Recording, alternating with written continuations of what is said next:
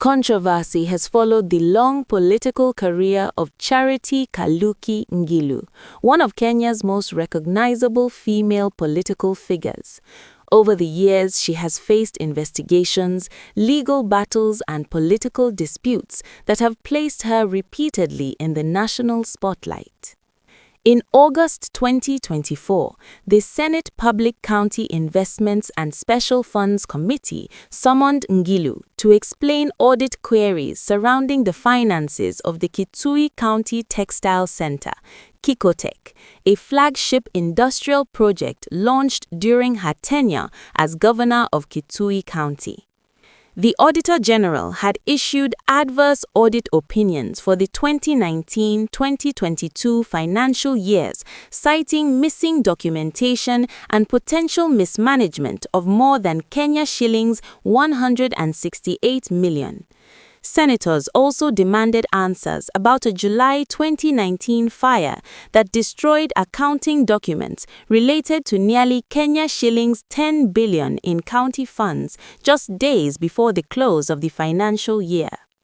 Further scrutiny emerged when the Ethics and Anti-Corruption Commission investigated allegations that Trendy Links Limited, a company purportedly linked to her son, had irregularly received a Kenya shilling 66.4 million contract connected to Kikotech in 2018.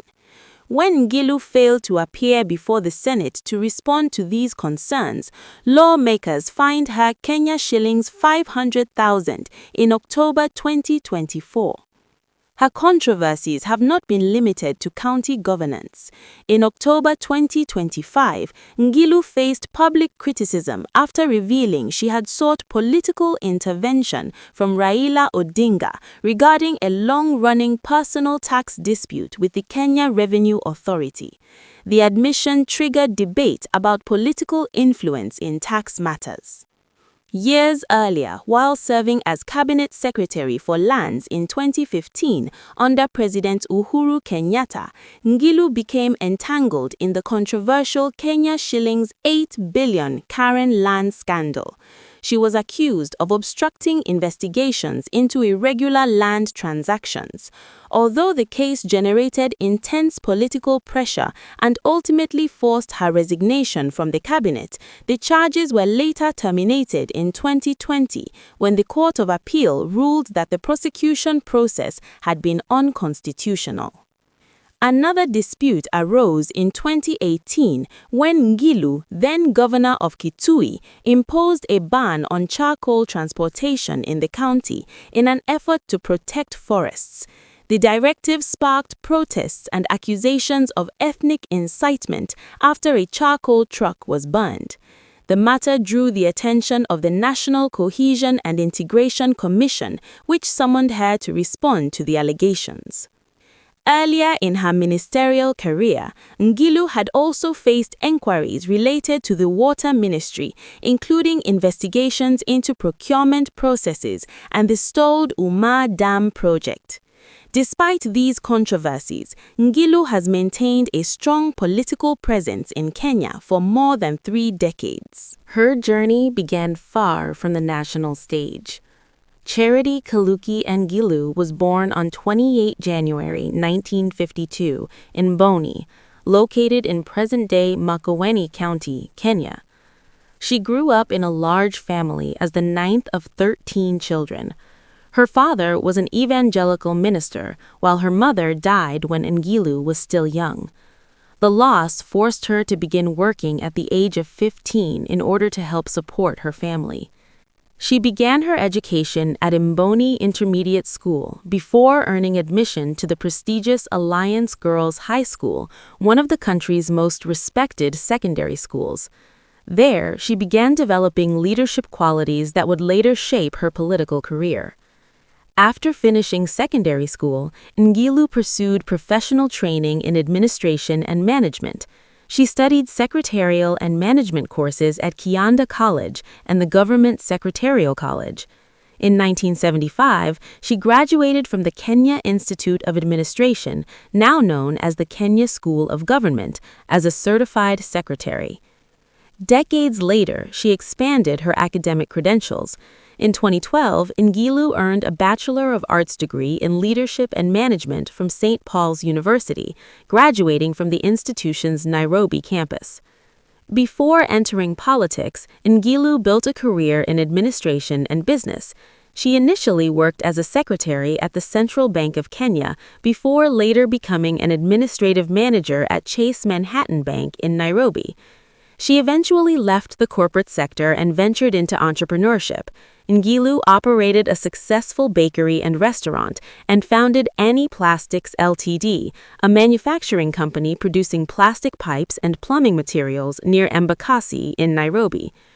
Her business success helped establish the financial independence that later supported her entry into politics.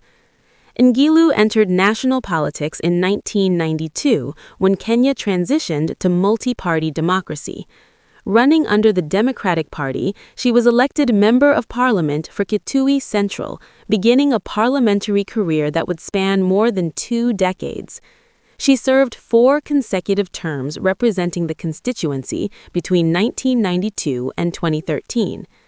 Her political influence expanded dramatically in 1997 when she became one of the first women in Kenya to run for the presidency, alongside environmental activist Wangari Maathai. Although Ngilu finished 5th in the election, the campaign marked a historic moment for women's participation in Kenyan presidential politics. Following the 2002 election victory of President Mwai Kibaki, Ngilu was appointed Minister for Health, a position she held from 2003 to 2007. During her tenure, she championed initiatives that expanded access to healthcare, including programs providing free treatment for children and HIV/AIDS patients. After the disputed 2007 election and the formation of Kenya's Grand Coalition government, Ngilu returned to cabinet as Minister for Water and Irrigation, serving from 2008 to 2013 under the joint leadership of President Kibaki and Prime Minister Raila Odinga. In 2013, she was appointed Cabinet Secretary for Land, Housing, and Urban Development in President Uhuru Kenyatta's government. However, the controversies surrounding land investigations eventually led to her resignation in 2015. Ngilu later returned to elective politics. In 2017, she made history when she was elected governor of Kitui County, becoming one of the first 3 women governors in Kenya following the country's transition to devolved government under the 2010 constitution. Her administration emphasized industrialization, including the establishment of the Kitui County Textile Center and food processing initiatives intended to create jobs and boost local manufacturing. She served as governor until 2022. Beyond politics, Ngilu's personal life has also shaped her public story. In the early 1980s, she married Michael Mwendwa Ngilu, a respected engineer and community elder from Kitui. The couple shared more than 2 decades of marriage, during which he supported her political ambitions, including her groundbreaking 1997 presidential campaign.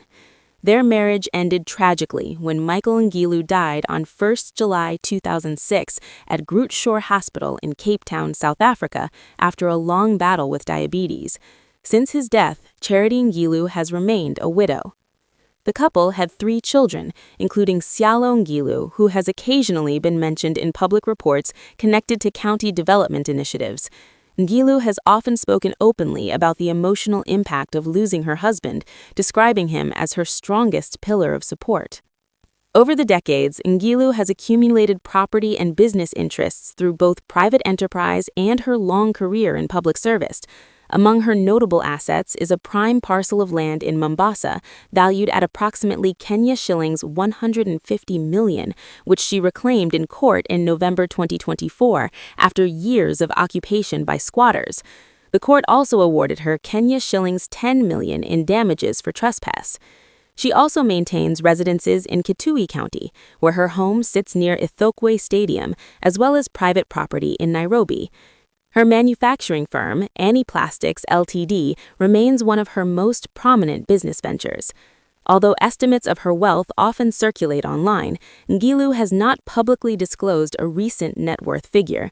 Observers generally attribute her financial standing to her long political career, business investments, and real estate holdings. Today, after decades of public service, controversies, and political battles, Charity Kaluki Ngilu remains a significant figure in Kenyan politics. She has indicated interest in returning to elective office, potentially seeking to reclaim the Kitui governorship in the 2027 general elections, continuing a career that has made her one of the most influential women in the country's political history.